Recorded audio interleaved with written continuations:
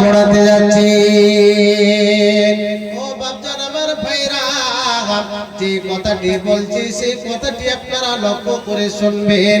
হযরতে মুআয বিন জাবাল এমন একটি সাহাবী, তিনি মারা যাচ্ছেন।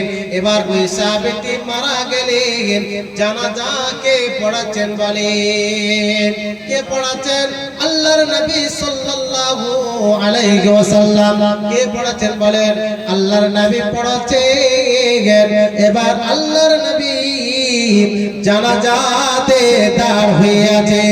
জানাজাতে যখন দাঁড় হয়ে আছে, সেই সময়তে আল্লাহর নবী বিশ্ব নবী দেখছে যে আসমান থেকে এক এক করে ফেরেশতা নামতে চালু হয়ে গিয়েছে। আল্লাহর নবী বলছেন, হাযাল্লাযী তাহাররাকা লাহুল আরশু ওয়া ফুতিহাত লাহু আবওয়াবুস সামাই। আমি দেখলাম, আল্লাহর নবী বলছেন যে আমি দেখছি আসমানের দিকে, আসমান থেকে ফেরেশতা নাজিল হতে লেগেছে, আসমান থেকে ফেরেশতা নামতে চালু হয়ে গিয়েছে। এবার নামতে নামতে নামতে নামতে নামতে একশো নয়, একা 1000 নয়। আল্লাহর নবী বিশ্ব নবী বলছেন, ওয়াশহিদাহু সাবউন আলফা মিনাল মালায়েকাতি। কত ফেরেশতা আসলাম, 70,000 ফেরেশতা তার জানাজায় শরীক হচ্ছে, আরো সাহাবীরা শরীক হয়েছে। কিন্তু বাপজান আমার ভাইরা, যে সাহাবী এতগুলি ফেরেশতা পাওয়ার পরও এবার তার কবরে কি হচ্ছে দেখো। আল্লাহর নবী বিশ্ব নবী বলছেন, হযরতে মুআয বিন জাবাল 70,000 ফেরেশতা তার জানাজায় শরীক হলো এবং সাহাবীরা শরীক হলো। এতগুলি ফেরেশতা শরীক হওয়ার পরে হযরতে মুআয বিন জাবাল কে মাটি দেওয়া হলো। এবার মাটি দেওয়া হয়েছে, আল্লাহর নবী বিশ্ব নবী বলছেন তাকে কবরে ধরেছে। ও বাপজান আমার ভাইরা, এইভাবে কবর এমন একটি জায়গা, প্রতিটা লোককে সে কবরে আযাব খেতে হবে।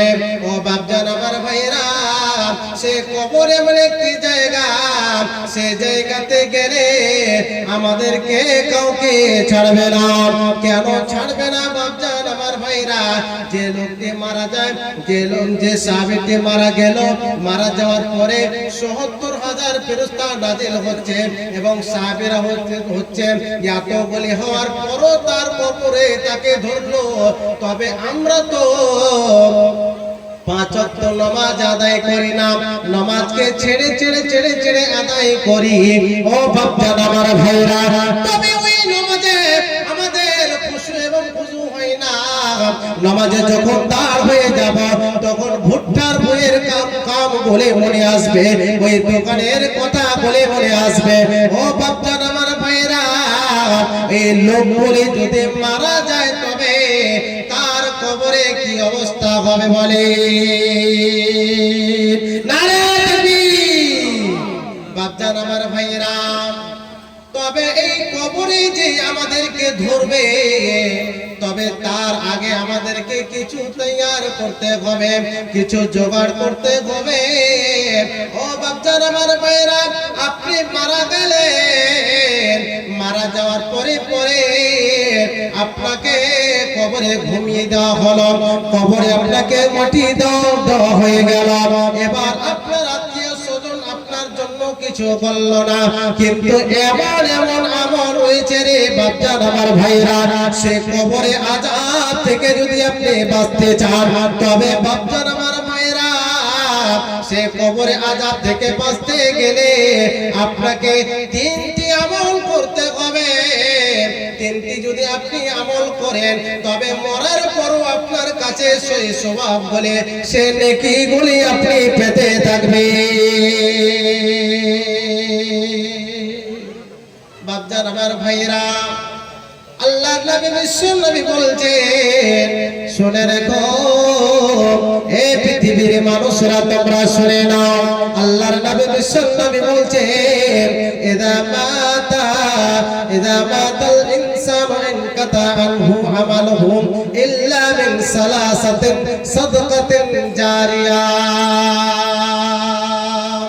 বাপজান আমার ভাইরা ও আমার পর্দার সীমা খালারা তবে কথাটি শুনে মরার পর আপনি তিনটি আমল করে গেলে পৃথিবীতে মরার পর আপনি এই সেই আমলগুলি আপনার কাছে পৌঁছতে থাকবে নাম্বার 1 আপনি যদি পৃথিবীতে যখন বেঁচে ছিলেন সেই সময়তে আপনি সাদকাতুল জারিয়া কি আমল করেছেন সাদকাতুল জারিয়া কি বলে ও মাওলানা সাদকাতুল জারিয়া আমাদেরকে বুঝিয়ে দেন তবে শুনে রেখো ও বাপজান আমার ভাইরা সাদকাতুল জারিয়া কি বলা হয় যেমন কি যে ধরলেন আজকে আপনাদের এই রাস্তাতে কোনো একটি জায়গাতে টিবল গাড়া নাই আপনি একটি টিবল গেড়ে দিলেন কিংবা একটি কাঁচ লাগিয়ে দিলেন এইভাবে আপনি টিবলটি গেড়ে দিয়েছেন সেই টিবলে